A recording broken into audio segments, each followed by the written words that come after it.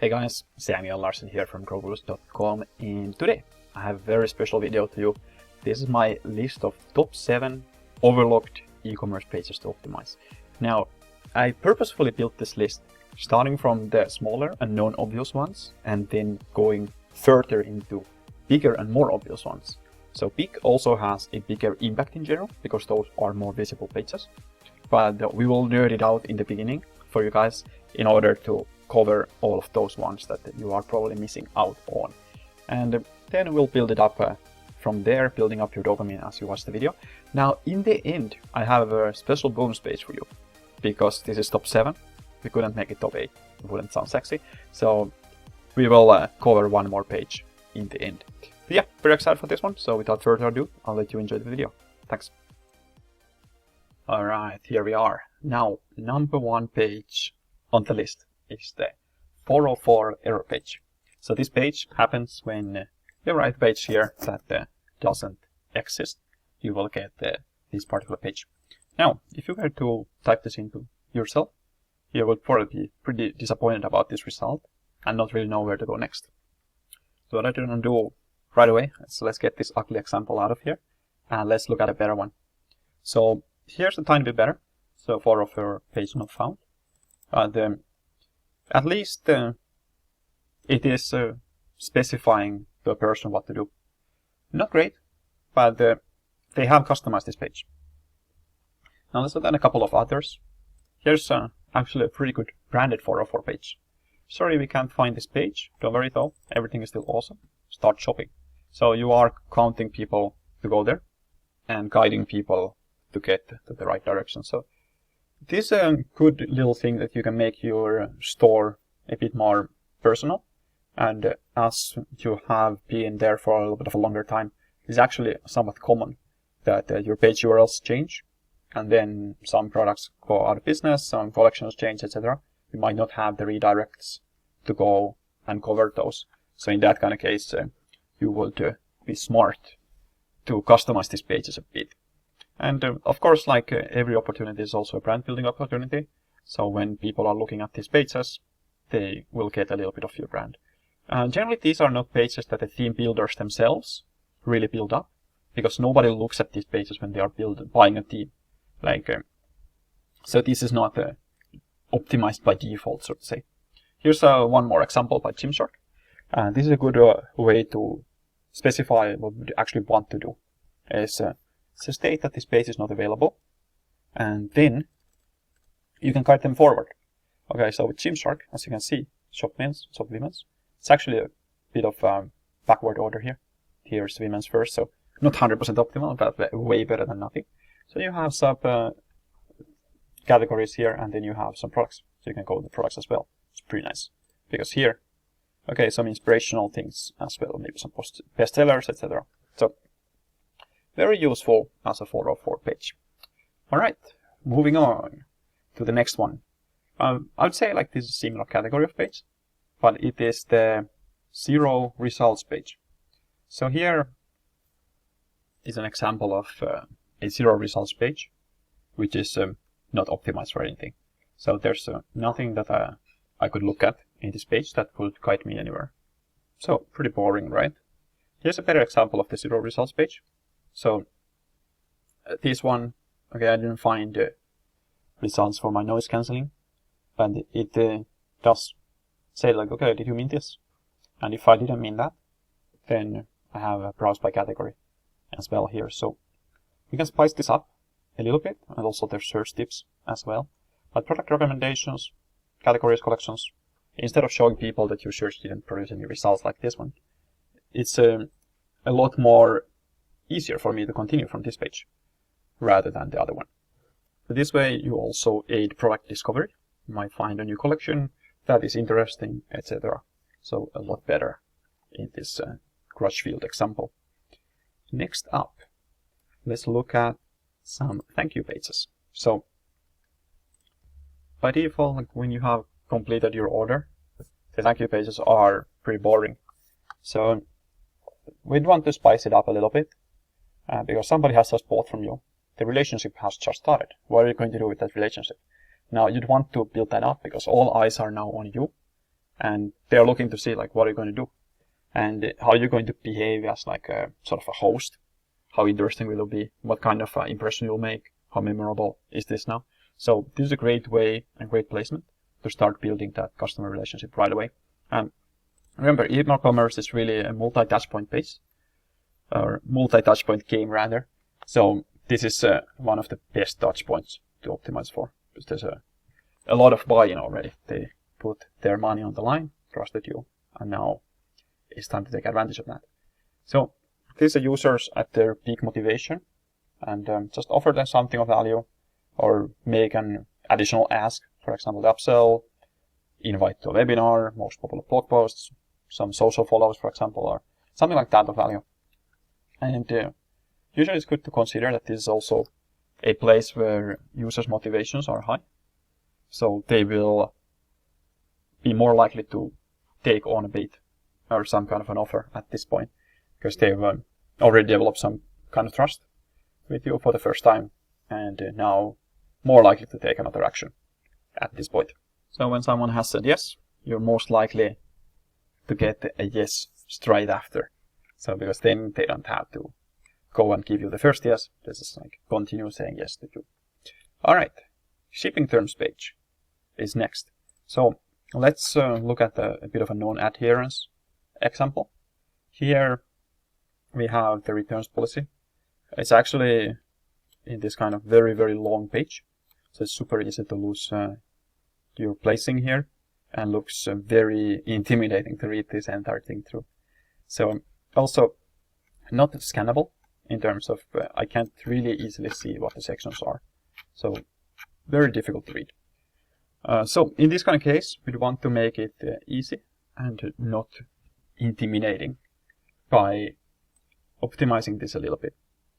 A few things to do is just making your terms easy to understand. You can use bolding for the main parts, and then you can also summarize the terms with like a bottom line type of text, because nobody likes the lawyer speech, so the less lawyerish they can be, the better. So in this kind of case, for example, this particular store is looking to cover themselves in case there's things, but this is written for a lawyer.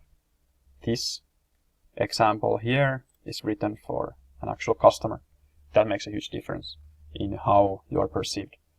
I'd say like follow the golden rule. Don't make people think too much. Show visitors the estimated delivery dates and the costs here clearly, so they can just scan it and they will know right away how long things will take. Also, a good thing to think of here is that we will talk about the actual shipping times, not when the package will leave, because that's not relevant for the user either. And even better on the product pages would be to say that like it's going to arrive in this day period instead of the 2 to 4 day delivery, because then people don't know if that counts like Sundays or Saturdays, etc. So as clear as possible. All right, next up is actually from the same store. This is a special category page. Now you can create dedicated pages for our offers, bestsellers, and anything that's on sale, for example. And this makes it easier for visitors, as they have that kind of a special page to explain this, for example. Pick your style, choose 2 bags, add to cart and save, rather than having that explained, or not explained on a typical product page or category page. So here it's clearer how it works, the terms are there, and then you can specify something category-wide with this kind of banner. The sort of like so-called non-adherence example would be to just use the normal category template for everything. And in this kind of case, like you wouldn't build another template on Shopify backend in order to go and cover these kind of cases. But this is definitely a better way. Otherwise, it would be very confusing to use this. All right, only 1 page to go plus the bonus page. If you haven't, by the way, subscribed at this point, definitely make sure to do so. You've already watched 10 minutes. You like this stuff, so go get more by subscribing. Like the video if you do. And let's continue. Blog posts. So here, a non-adherence example would be to use the default theme. So you have the whatever theme you have, you have your blog thing, and then you probably just have like the page laid out in like full width type of thing. That's not good. It's not nice to read through that, and there's no real call to actions. It's just basically people read your blog post and then they are gone. Complete waste of a visitor, more or less. Like, so what we want to do here is bake them a little bit and provide them different things to grab onto. So our enemy here is read and live. Just keep that in mind.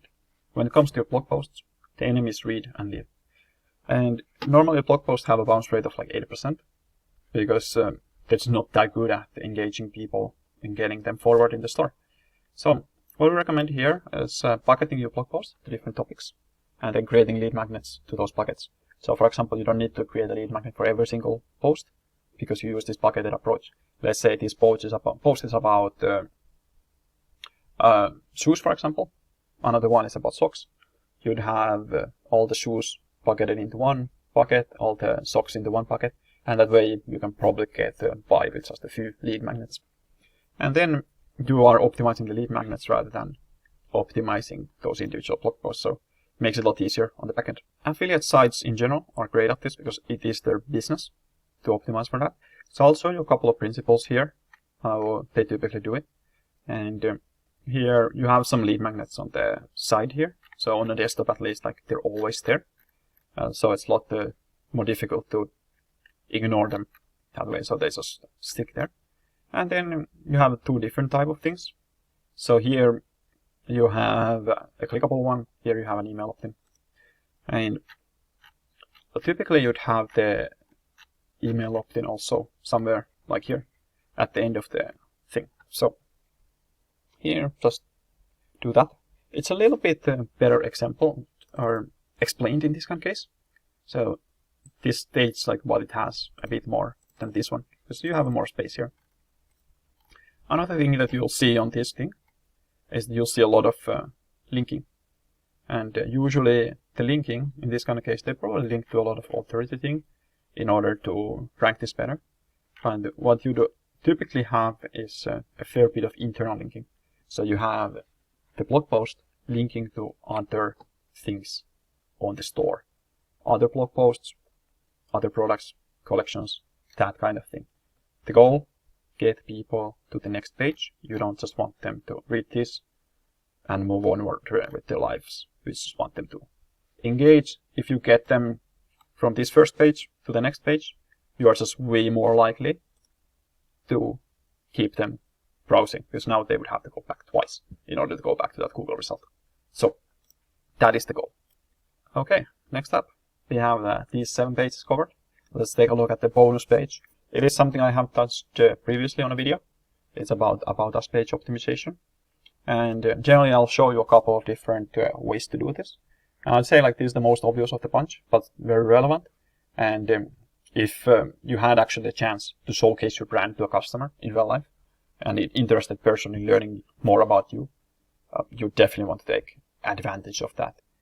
And this is generally better if it's a bit more about you, an honest, humble page rather than like just mission, vision, values type of thing, where you see like a lot of corporate about us pages. And your opportunity to stand out really. Or alternative where you can just drown into the sea of sameness if you don't do it right. So here, the worst example is not having the About Us page at all. So this is Kylie Cosmetics, huge Shopify store. Just relaunched their site. They don't have an About Us page. And so, like, how am I supposed to know what this brand is about if I'm just new to the store? So this is their European Union site, but probably same on the US store. Pretty terrible in terms of this. Like, if I'm a Kylie fan, it'd probably be nice to be able to at least know how these cosmetics are different rather than just having like free shipping and some pictures here. So that's the worst case scenario, not having it at all. Second worst case scenario is having something like this. This is LarsTemplates.com, fairly big Shopify store. I think it's like top 50 or top 100. This is their About Us page. So how engaging is this? How boring is this? How trustworthy does the store look like right now based on this? So started in 2008. Okay, cool. Really, they could have gone and tell so much more about the products, about how they're special, what's their mission, that kind of thing, and really help the users identify with it. Because otherwise it's just a transactional site. Like, what's so special about this? You don't stand out at all, and there's no credibility built, and it's just a very, very bland experience. Let's look at another example, because I don't want to look at this for too long. This is Death Wish Coffee. And here you can see that there are people behind this brand, behind this organization, where they put the employees' photos, faces, probably bios in there, and there's a timeline. So here, a lot easier to trust this brand. It shows from the idea perspective, it's featured in Good Morning America, Super Bowl, and all these different cool things happened along the way. In just a minute or two, I can really get a feel from this company and form a powerful connection with it. So here's team and culture, bringing their people together. Very few people would disagree with this message. It's like now I can see like I'm one of these people. Like these are just regular people, and a little bit of knowing from this. Like, okay, cool. Seems like a US company. Seems like a lot of different kind of people I can identify with. I definitely wouldn't mind supporting this with my hard-earned dollars. And yeah, it definitely looks like it's a legit company as well with so many different people. So wouldn't be afraid to shop from the store based on this. It gives me a lot of confidence. And here actually looks like it's also a little bit of an employee branding page. But the statement is clear. Our employees are treated well. And then it goes into the background, etc. So they take definitely their hiring seriously as well. So that is that. Hope you enjoyed all the different examples. Lots of similar videos coming up with examples, with actions, and very practical stuff. So if you like that kind of stuff, make sure to subscribe now in case you haven't already. Any questions regarding these ideas, I'd be happy to answer in the comments. And if you would like to work with us, potentially, you can go to growgrowth.com/apply. And let's take a look at your situation to see if that could be a good mutual fit. We don't work with the smallest stores, but we still take on like 1 or 2 medium and big ones every month, so it might be a good fit. That's it. Thank you very much. See you.